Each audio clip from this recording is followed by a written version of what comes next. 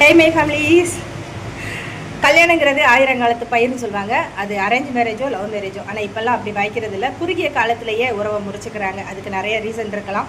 என்ன ரீசனாக இருந்தாலும் ஒரு கல்யாண உறவுங்கிறத நம்ம வாழ்க்கையை வாழ்ந்து அதை கொண்டு போகிற விதத்தில் தான் இருக்குது. அந்த மாதிரி நிறைய தம்பதிகள் இன்னமும் வாழ்ந்துக்கிட்டு தான் இருக்காங்க.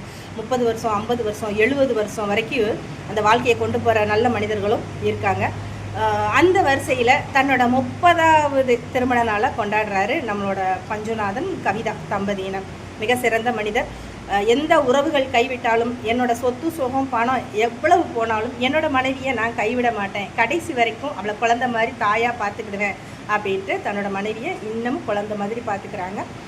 சிறந்த தம்பதி. என்னை பொறுத்த வரைக்கும் அவங்க வளர்ந்த குழந்தை அப்படின்னே சொல்லலாம்.